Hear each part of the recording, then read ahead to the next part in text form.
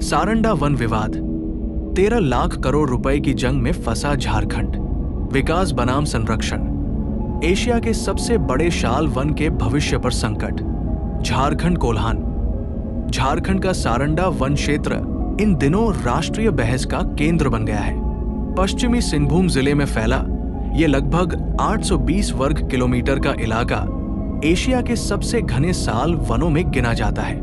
हाथियों, तेंदुओं, भालुओं सहित कई दुर्लभ प्रजातियों का ये आशियाना अब सिर्फ पर्यावरण का मुद्दा नहीं रह गया है, बल्कि राजनीति, अर्थव्यवस्था और कानून के बीच युद्ध का मैदान बन चुका है। सुप्रीम कोर्ट की तलवार और सरकार की बेचैनी।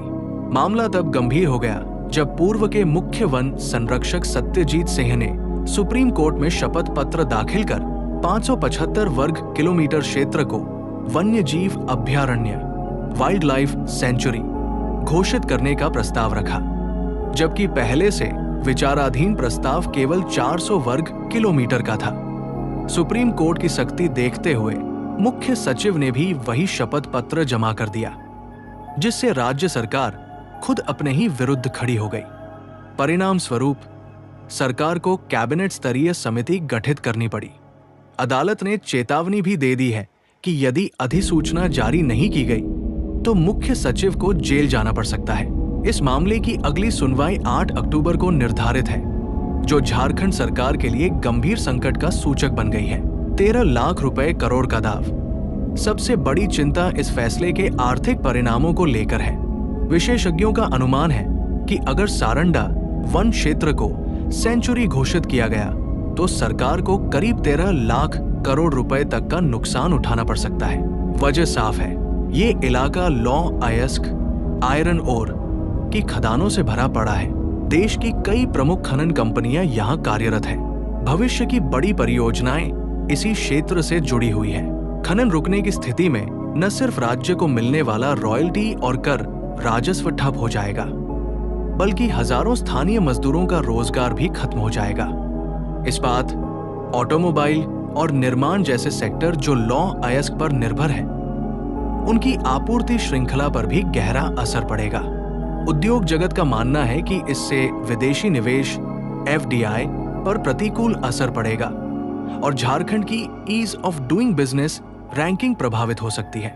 पर्यावरण और आदिवासी जीवन का सवाल। दूसरी ओर तर्क ये भी है कि केवल आर्थिक नुकसान के डर से पर्यावरणीय फैसलों को टालना उचित नहीं होगा।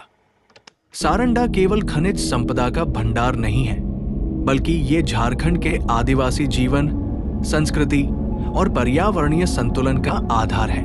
पर्यावरणीय महत्व। मुंडा और हो जैसी कई जनजातियां यहाँ रहती हैं, जिनकी जीवन शैली जंगलों और नदियों पर आधारित है। ये एशियाई हाथियों के महत्वपूर्ण कॉरिडोर के रूप में जाना जाता है।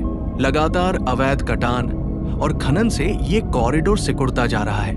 इससे मानव और हाथी संघर्ष, ह्यूमन एलिफेंट कॉन्फ्लिक्ट की घटनाएं बढ़ रही हैं। पर्यावरणविदों का कहना है कि अगर इस क्षेत्र को संरक्षित नहीं किया गया तो न सिर्फ जैव विविधता को भारी नुकसान होगा, बल्कि जलवायु परिवर्तन और प्रदूषण की समस्याएं भी और गंभीर हो जाएंगी। संतुलित नीति की तलाश। इन दोनों दृष्टिकोणों के बीच असली चुनौती सरकार के लिए एक संतुलित नीति तैयार करना है। विशेषज्ञों का सुझाव है कि संभावित समाधान: 1. चरणबद्ध दृष्टिकोण अपनाना, सबसे संवेदनशील क्षेत्रों को प्राथमिकता देना। 2. इकोसेंसिटिव जोन मॉडल कोर क्षेत्रों में पूर्ण संरक्षण और बफर जोन में नियंत्रित गतिविधियां। 3. स्थानीय आदिवासी समुदायों को निर्णय प्रक्रिया में शामिल करना। 4. खनन पर निर्भर श्रमिकों के लिए वैकल्पिक आजीविका, पर्यावरण पर्यटन, वन आधारित उद्यम। 5. सख्त पर्यावरणीय मानदंडों के साथ कंपनसेटरी वनीकरण। सवाल बड़ा है, क्या विकास की कीमत पर प्रकृति की रक्षा होगी या फिर प्रकृति की कीमत पर विकास? ये प्रश्न केवल सारंडा वन का नहीं है, बल्कि पूरे देश के सामने खड़ी उस चुनौती का प्रतीक है, जहां आर्थिक विकास की जरूरत और पर्यावरणीय स्थिरता के बीच संतुलन बनाना जरूरी है। 8 अक्टूबर की सुनवाई महत्वपूर्ण साबित होगी। उम्मीद है कि सरकार एक ऐसा संतुलित प्रस्ताव लेकर आएगी जो न्यायालय की चिंताओं को संबोधित करते हुए व्यावहारिक भी हो। आपकी राय इस मुद्दे पर आपका क्या विचार है?